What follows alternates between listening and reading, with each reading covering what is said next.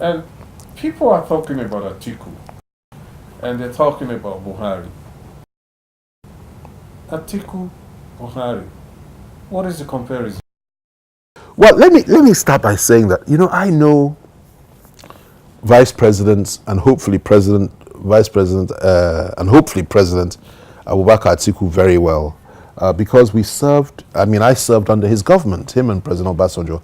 So I managed to get quite close to him during that time. Those 4 years we were in power, and of course, he had his difficulties and challenges with President Obasanjo over a period of time. There was more or less a division at that time. But regardless of that, I can assure you that he's somebody that is very, very cerebral, very focused, very clear thinking, and somebody that knows how to get the job done.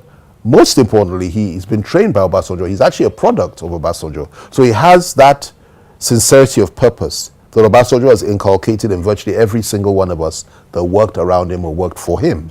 So you can be rest assured of that. But most importantly is that he is a moderate. He is not a religious bigot. He is not a tribal or ethnic irredentist. He does not have the same inclinations and the same worldview as a Muhammadu Buhari. He's a modern day 21st century person who has been very successful in the private sector and understands the importance of human rights, civil liberties, and so on and so forth. And that's the difference between the two. And that is why many people, particularly in the South and in the Middle Belt, are moving towards him in terms of supporting him for the election. Now, by no means am I saying that he is an angel. There are some things that I believe that he may have said or done, which I don't completely agree with. Quite a number of them. I mean, he's human. Like Obasanjo said, he's not perfect. Nobody's perfect. But if we're talking about relativity, you cannot compare the two.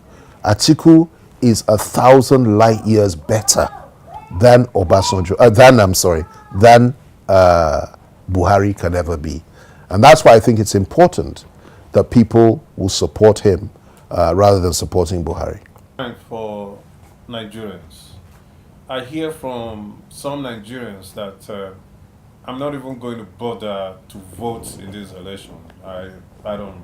It's too messy. What advice do you have for Nigerians on the 2019 election? Because I believe that without Nigerians coming out to take a stand, there will be a problem. The importance of this election in 16 days' time cannot be overemphasized. And the implications of a Buhari presidency continuing, of Buhari winning this election, the implications cannot be underestimated. And it would be a monumental error for anybody to feel that sitting at home and allowing Buhari to come back is going to help them in any way.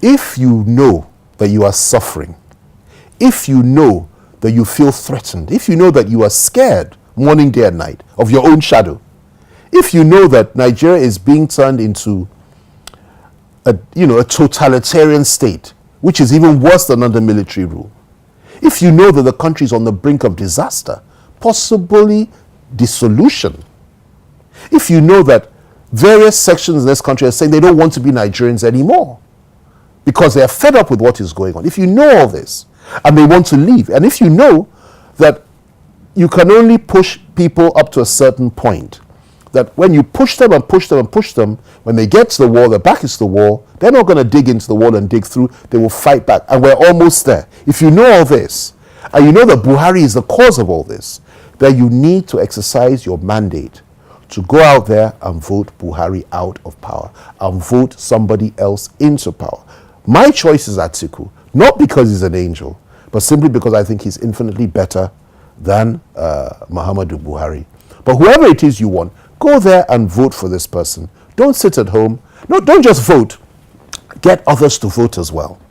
So that we can now hold our heads up in the Committee of Nations as Nigerians and say, yes, we had a bad product, a completely unacceptable individual who was living in another century, who once said that he wants to spread Sharia law throughout the federation, even in the southern states, who once said that Muslims should only vote for Muslims, who once said that an attack on Boko Haram is an attack on the North, whose Minister of Information once said that it was unconstitutional and unjust to proscribe Boko Haram, who didn't care that Leah Sharibu is still in the hands of Boko Haram and did nothing to save her. If you know that that's the kind of president that we have, a president who has contempt for the ordinary people, no value for civil liberties and human rights, and a president that is incompetent in all his ways and that is sick in body, spirit, and soul. If you honestly believe that, you have a duty before God and before the people to do something about it. Go out and vote him out, and let us be able to hold our heads up high in the Committee of Nations and say, yes, we had this creature that was leading us, but we managed to get him out of office, and that democracy is alive and well in Nigeria, which is not what he wants. He wants it to be dead, but it's alive and well. And we managed to get him out in a peaceful election. That is the answer to Buhari. If we don't do that, and we sit back and allow him to come back, I repeat, the implications for the unity of this country are very far-reaching. May God help us and may God deliver us from that.